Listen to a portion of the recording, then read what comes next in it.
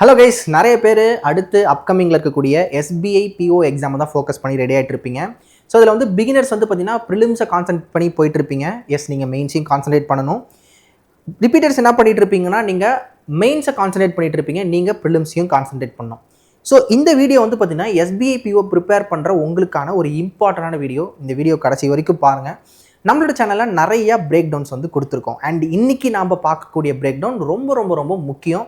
So ஏன் அப்படின்றத இந்த வீடியோ பார்க்கவே உங்களுக்கு புரியும். அண்ட் இந்த பிரேக் டவுனுக்கான டீட்டெயில்ஸ்லாம் வந்து பார்த்திங்கன்னா வெங்கட் சாரும் நானும் சேர்ந்து கலெக்ட் பண்ணது.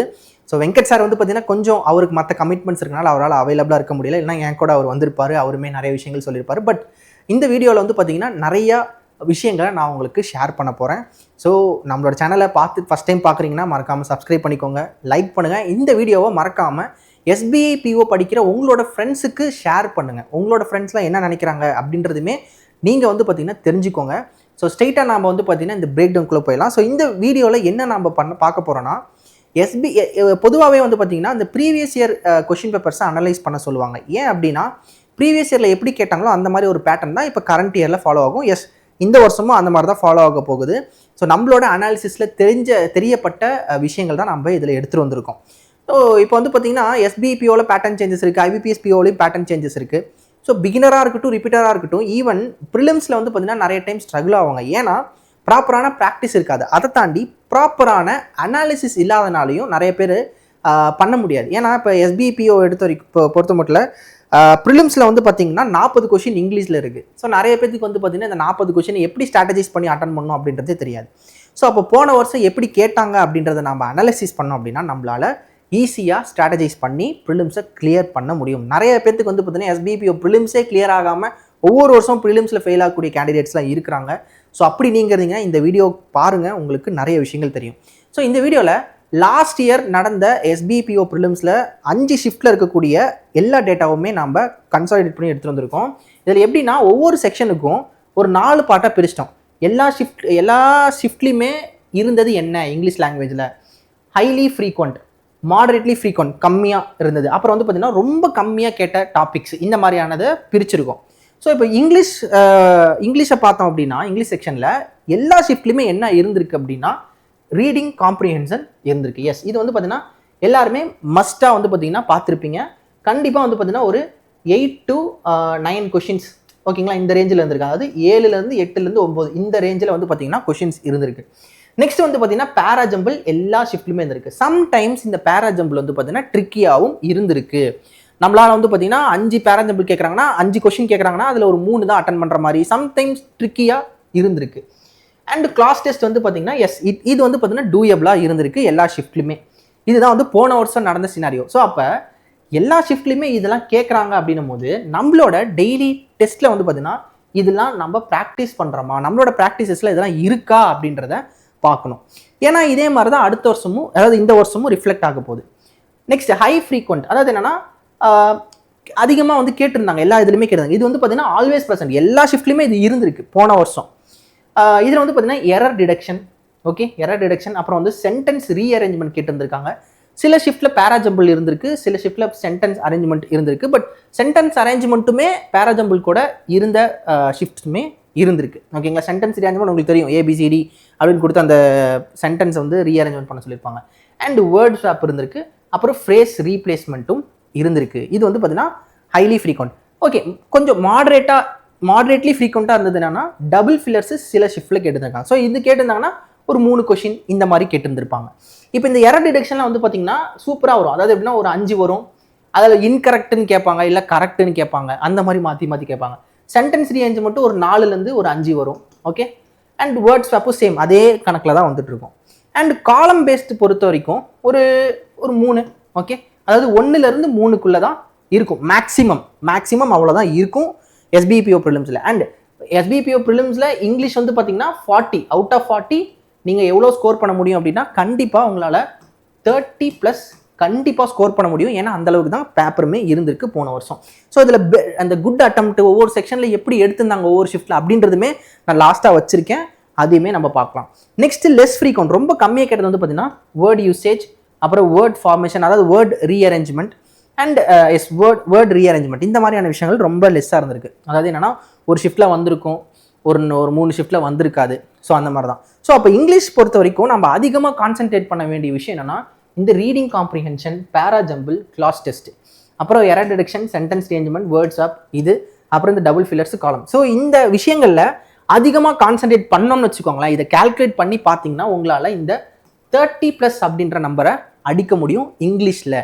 ஸோ இங்கிலீஷில் வந்து பார்த்தீங்கன்னா நிறைய பேத்துக்கு பயம் இருக்கிறது என்னென்னா அக்யூரசி எனக்கு கம்மியாக இருக்கும் சார், நான் நிறைய நெகட்டிவ் வாங்கிடுவேன் அப்படின்ற மக்கள் நீங்கள் என்ன பண்ணுன்னா அதிகமாக இங்கிலீஷ் செக்ஷனல் டெஸ்ட்டை போட்டு பாருங்கள். எந்த அளவுக்கு கொஷின் சூஸிங்கும் ரொம்ப ரொம்ப முக்கியம். இங்கே 40 கொஷின் இருக்குது, ஆனால் உங்களுக்கு 20 மினிட்ஸ் தான் டைம் இருக்க போகுது. ஸோ அப்போ அந்த 20 மினிட்ஸில் இந்த 40 கொஷினில் எவ்வளோ எந்தெந்த கொஷினை பிக் பண்ணி அட்டன் பண்ணலாம். இப்போ லாஸ்ட்டாக நீங்கள் முடிக்கும் போது ஒரு 4 நிமிஷம் தான் இருக்குது. ஸோ அப்போ மீதி இருக்கிறது ரீடிங் காம்ப்ரிஹென்ஷன் தான் இருக்குது. அப்படின்னா இந்த 4 நிமிஷத்துக்குள்ளே உங்களால் ரீடிங் காம்ப்ரிஹென்ஷன் எத்தனை கொஷின் போட முடியுமோ அந்தளவுக்கு ப்ராக்டிஸ் பண்ணுங்கள். ஸோ அப்படி பண்ணிங்கன்னா கண்டிப்பாக இந்த 30+ அப்படின்ற நம்பரை நீங்கள் அச்சீவ் பண்ண முடியும். ஓகேங்களா? ஸோ இந்த இடத்துல வந்து பார்த்தீங்கன்னா நான் வந்து சில விஷயங்கள் என்னென்ன ஸ்ட்ராட்டஜிஸ் அப்படின்றதுமே கொடுத்துருக்கேன். நீங்கள் ஸ்க்ரீன்ஷாட் எடுத்து நீங்கள் இதை பாருங்கள் ஒரு டைம். நம்ம அடுத்தடுத்த செக்ஷனுக்குள்ளே நம்ம போகலாம். சரிங்களா? எஸ். ஸோ நெக்ஸ்ட்டு வந்து பார்த்தீங்கன்னா உங்களுக்கு என்னையோ இல்லை வெங்கட் சாரையோ காண்டாக்ட் பண்ணணும்னு நினச்சிங்கன்னா மறக்காமல் இந்த இன்ஸ்டா ஐடியில் நீங்கள் என்ன தாராளமாக காண்டாக்ட் பண்ணலாம். நான் நம்பர் தரேன், நீங்கள் பேசுங்க. நிறைய பேர் வந்து பார்த்தீங்கன்னா நீங்கள் நம்பர் கொடுத்துருக்கேன். நிறைய பேர் வந்து லைக் கால் பண்ணாமையும் இருக்கிறீங்க. சப்போஸ் நீங்கள் மெசேஜ் பார்க்கணுனாலுமே நீங்கள் எனக்கு ரிப்ளை ஆச்சு பண்ணுங்கள். சரிங்களா? எஸ். நெக்ஸ்ட் வந்து பார்த்தீங்கன்னா குவான்ஸ். ஸோ குவான்ஸ் பொறுத்த வரைக்கும் எல்லா ஷிஃப்ட்லையுமே கம்பல்சரி அப்ளிகேஷன் சம்ஸ் இருந்திருக்கு.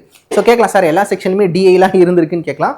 ஸோ எதுக்காக இதை மட்டும் தனியாக வந்து ப்ரொஜெக்ட் பண்ணி காட்டியிருக்கோன்னா இப்போ வரக்கூடிய எக்ஸாம்ஸில், அதாவது போன வருஷமும் சரி இப்போ வரக்கூடிய எக்ஸாம்ஸ்லையும் compare to DI application topics, arithmetic topics வந்து பார்த்தீங்கன்னா ரொம்ப டூயபிளாக இருந்திருக்கு. ஓகேங்களா? ஸோ இதில் வந்து பார்த்தீங்கன்னா ஒரு 8 கொஷின் கேட்குறாங்கன்னா அதில் பிக் பண்ணி ஒரு 5 போடலாம், ஈஸியாக போடலாம் அப்படின்ற மாதிரி தான் இருக்குது.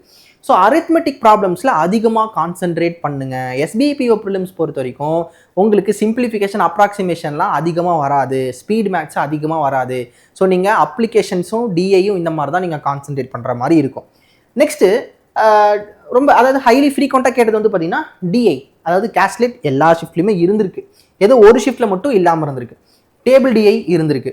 நெக்ஸ்ட் வந்து பார்த்தீங்கன்னா ராங் நம்பர் சீரிஸ் வந்து பார்த்தீங்கன்னா போன வருஷம் கேட்டு சலிச்சிருக்காங்க. ராங் நம்பர் சீரிஸ் மேபி இந்த வருஷம் வந்து பார்த்தீங்கன்னா வேறு ஏதாவது வரலாம். ஓகே, பட் கண்டிப்பாக இந்த அரித்மெட்டிக் ப்ராப்ளம்ஸ் டிஐ இதெல்லாம் வந்து கண்டிப்பாக இருக்கும். And compare to DI arithmetic sums வந்து பார்த்தீங்கன்னா ரொம்ப ஈஸியாக இருக்கிறோம். நம்ம ஈஸியாக வந்து பார்த்தீங்கன்னா அட்டன் பண்ணி அதை வந்து பண்ணலாம். இப்போ நிறைய பேருக்கு கொஸ்டின் வரும், சார் நான் இந்த மாதிரி அரித்மெட்டிக் ப்ராப்ளம்ஸே எனக்கு தெரியாது, நான்லாம் என்ன பண்ணுறது, நான்லாம் ஸ்பீட் மேத்ஸ் வச்சு தான் நான் வந்து நிறைய ப்ரிலிம்ஸ் பாஸ் பண்ணியிருக்கேன்னா நீங்கள் கண்டிப்பாக அப்ளிகேஷன் டாபிக்ஸ் படித்து தான் ஆகணும்.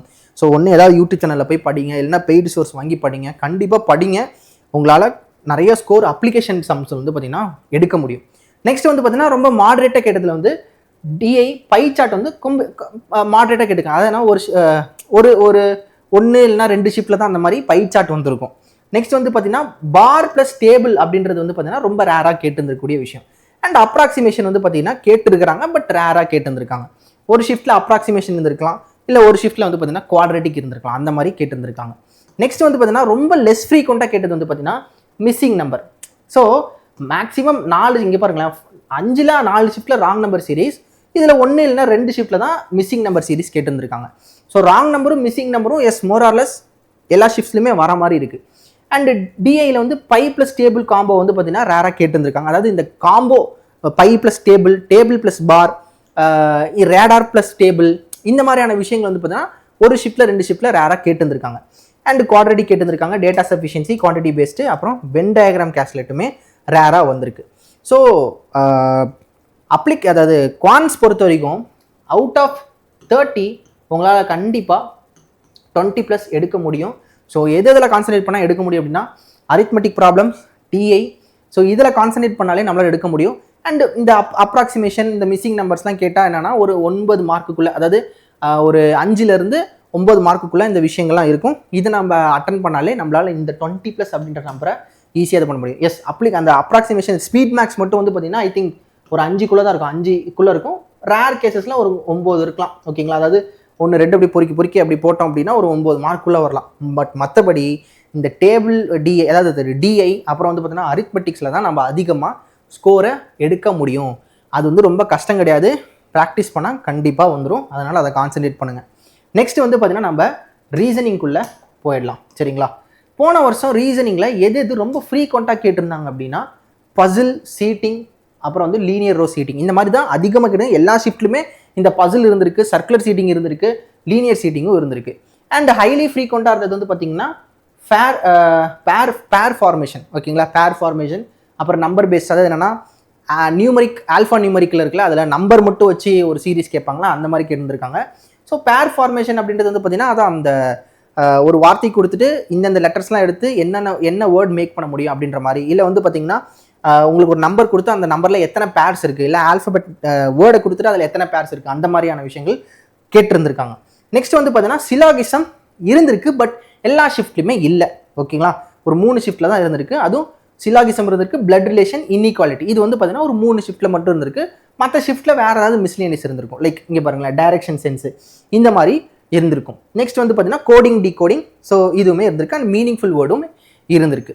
ஸோ ரீசனிங் பொறுத்த வரைக்கும் எல்லாராலுமே எவ்வளோ பண்ண முடியும் அப்படின்னா கண்டிப்பாக எல்லாருமே 25 கண்டிப்பாக எடுத்துருவாங்க. ஓகேங்களா? நல்ல ப்ராக்டிஸ் இருந்தால் கண்டிப்பாக 25 எடுக்கலாம். அண்ட் 25+ போகணும் அப்படின்னா அதிகமான ஸ்பீடு நமக்கு தேவைப்படும். Speed and clarity. ஓகேங்களா? நீங்கள் வந்து பார்த்தீங்கன்னா ஒரு பசில் சால்வ் பண்ணுறீங்க அப்படின்னா ஃப்ளூவெண்ட்டாக சால்வ் பண்ணிடணும். நடுவில் ஸ்ட்ரக்கே ஆகாமல் பண்ணோம் அப்படின்னா கண்டிப்பாக இந்த 25+ அப்படின்றது அடிக்கலாம். ஈவன் 30 out of 30 அடிக்கிறாங்க, டாப்பர்லாம் அடிக்கிறாங்க. நமக்கு டைம் அதிகமாக இருக்குது, ப்ராக்டிஸ் பண்ணால் கண்டிப்பாக ரீசனிங்கில் 30 out of 30 போடலாம். சரி, இப்போ போன வருஷம் அந்த குட் அட்டம்ஸ்லாம் எப்படி இருந்ததுக்கு அந்த ஷிஃப்ட் 5 ஷிஃப்ட்லையுமே எப்படி அந்த குட் அட்டம்ஸ்லாம் இருந்திருக்கு அப்படின்றத காட்டுறேன். எஸ். ஸோ இதில் வந்து பார்த்தீங்கன்னா 5 ஷிஃப்ட் நடந்திருக்கு. அதில் வந்து பார்த்தீங்கன்னா குட் அட்டம்ப்ட் ஒவ்வொரு செக்ஷன்லையும் நீங்கள் பாருங்களேன். ஸோ இங்கிலீஷில் பாருங்கள், நான் சொன்ன மாதிரி அந்த 30 வரைக்குமே போட்டிருக்காங்க நிறைய பேர். ஓகேங்களா? அதெல்லாம் ஆவரேஜாக போட்டது. டாப்பர்லாம் 30+ போட்டிருப்பாங்க. நீங்கள் பாருங்களேன், ஒவ்வொரு ஷிஃப்ட்லையும் அந்த 30க்குள்ளே எல்லா ஷிஃப்ட்லையுமே இருந்திருக்கு. ஓகே. அண்ட் கான்ஸ் வரைக்கும் பாருங்களேன், அந்த 20+ போட்டிருக்காங்கன்னு சொன்ன பார்த்தீங்களா? ஸோ அதை அச்சீவ் பண்ணியிருக்காங்க பாருங்கள். போன வருஷம் 16 to 22 இதெல்லாம் வந்து பார்த்தீங்கன்னா அச்சீவ் பண்ணியிருக்காங்க. ஒரு ஷிஃப்ட்டில் மட்டும் கொஞ்சம் மாடரேட்டாக இருந்திருக்கு. ஓகேங்களா? இந்த ஷிஃப்ட்டில் மட்டும் கொஞ்சம் ஒரு மாதிரி இருந்திருக்கு. அண்டு மற்றதெல்லாம் வந்து பார்த்தீங்கன்னா எஸ் அந்த 2020க்குள்ளே வந்து பார்த்தீங்கன்னா அட்டன் பண்ணியிருக்காங்க. ரீசனிங்கில் பாருங்கள், எல்லாருமே அந்த 25. ஸோ உங்களுக்கு தெரியுது அந்த டிஃப்ரென்ஸு. ஸோ 25 கண்டிப்பாக வந்து பார்த்தீங்கன்னா போட முடிஞ்சதாக இருந்திருக்கு. அண்ட் ஓவராலாக அந்த ஆவரேஜான அந்த குட் அட்டம்ஸ்ன்னு நீங்கள் எடுத்து பார்த்தீங்கன்னா ஈஸி டு மாடரேட் ஒரு ஷிஃப்ட் வந்து பார்த்தீங்கன்னா மாடரேட் டு டிஃபிகல்ட் இருந்திருக்கு. அதாவது ஒன்று மட்டும் அந்த மாதிரி இருந்திருக்கு. நெக்ஸ்ட் வந்து பார்த்தீங்கன்னா மாடரேட், அப்புறம் வந்து பார்த்தீங்கன்னா ஈஸி டு மாடரேட். ஓகேங்களா? ஏதாவது ஒரு ஷிஃப்ட் வந்து இந்த மாடரேட் டு டிஃபிகல்ட் இருக்கலாம் கண்டிப்பாக இந்த வருஷம். ஏன்னா SBPO பொறுத்த வரைக்கும் இந்த மாதிரிலாம் இருக்கும். பட் இந்த மாதிரி மாடரேட்டான செஷனில், அதாவது செக்ஷன் எக்ஸாம் அந்த ஷிஃப்ட்டில் போய் மாட்டிக்கிட்டிங்கன்னா உங்களுக்கு நார்மலைசேஷன் அப்படின்றது வந்து பார்த்தீங்கன்னா இருக்கும். ஸோ நீங்கள் வந்து பார்த்தீங்கன்னா வித் அக்யூரசி நல்ல அட்டம்ப்ட் போட்டிங்கன்னா இந்த எப்படி சொல்கிறது, இந்த நார்மலைசேஷனில் உங்களோட மார்க் கண்டிப்பாக பூஸ்ட் கண்டிப்பாக ஆகும். சரிங்களா? நீங்கள் இந்த டிஃபிகல்ட்டான ஷிஃப்ட்டில் நான் மாட்டிப்பணும் அப்படின்ற பயம் தேவை கிடையாது. இப்போவே நீங்கள் அதிகமான மார்க் டெஸ்ட்லாம் போட்டு ப்ராக்டிஸ் பண்ணிங்கன்னா எப்படி ஷிஃப்ட்டு எப்படி வந்தாலும் என்னால் பண்ண முடியும் அப்படின்ற கான்ஃபிடென்ஸ் இருக்கும். ஸோ அதனால் நீங்கள் இதெல்லாம் நோட் பண்ணிக்கோங்க. இதில் நான் என்ன சொல்ல வரேன் அப்படின்னா, இந்த குட் அட்டம்ப்ட் போன வருஷம் பாருங்களேன் எப்படி இருந்திருக்குன்னு. 59 to 77, இங்கே பாருங்கள் 76, 70, 72, 74. ஸோ அப்போ எல்லாருமே மேக்ஸிமம் அந்த 70+ அப்படின்ற மார்க்கை தொட்டிருக்காங்க. யார் நல்லா பெர்ஃபார்ம் பண்ணக்கூடிய டாப்பர், அதான் டாப்பர்னு இல்லை, நல்லா பெர்ஃபார்ம் பண்ணக்கூடியங்கன்னு சொல்லலாம். இப்போ நீங்கள் வந்து பார்த்தீங்கன்னா ஆவரேஜாக பெர்ஃபார்ம் பண்ணியிருக்கீங்கன்னா நீங்கள் ப்ராக்டிஸ் பண்ணி நீங்கள் நல்லா பெர்ஃபார்ம் பண்ணுற ஒரு பர்சனாக வந்துடுவீங்க. ஸோ அப்போ 70+ வந்து பார்த்தீங்கன்னா ஆவரேஜாக நல்லா பண்ணுறவங்க எடுத்திருக்காங்க. ரொம்ப பிகினராக போனவங்களே 59, இங்கே பாருங்க 59, 54, 59, 60. ஸோ அரௌண்ட் இந்த பிகினர் ரொம்ப இப்போ தான் நான் உள்ளே வரேன் அப்படின்றவங்களுமே அந்த 50 to 55க்குள்ளே வந்து பார்த்தீங்கன்னா எடுத்திருக்காங்க. ஸோ அப்போ இந்த ரேஞ்சில் நீங்கள் மார்க் டெஸ்ட் போடுறீங்கன்னா நீங்கள் நல்லா ப்ராக்டிஸ் பண்ணி நீங்கள் ஒரு 65+ அப்படின்ற ரேஞ்சுக்கு வந்துட்டிங்கனாலே இட்ஸ் மோர் தேன் சேஃப். ஓகேங்களா? இது எப்படி செக் பண்ணலாம் அப்படின்னா, இப்போ இவ்வளோ தான் வரணும், இவ்வளோ தான் எடுக்கணும்னு நான் சொல்லலை. அதாவது என்னென்னா, இந்த மாதிரி நீங்கள் எப்படி கேட்டாலும் இந்த 65+ மார்க்ஸை நீங்கள் தாண்டுறீங்களா அப்படின்றத நீங்கள் கன்ஃபார்ம் பார்க்கணும். ஸோ நீங்கள் அதை வந்து பார்த்தீங்கன்னா மார்க் டெஸ்ட்டில் உங்களோட பர்சன்டைல் 90+ இருக்குதா? ஓகே. ஸோ பர்சன்டைல் வந்து பார்த்தீங்கன்னா 90+ இருக்குதா அப்படின்றத நீங்கள் செக் பண்ணுங்கள். உங்களோட பர்சன்டைல் 90+ இருக்குது அப்படின்னா நீங்கள் நல்லா பண்ணுறீங்க அப்படின்றது அர்த்தம். ஒவ்வொரு செக்ஷன்லையுமே உங்களோட பர்சன்டைல் அந்த 90+ இருக்கா அப்படின்றதுமே நீங்கள் பாருங்கள்.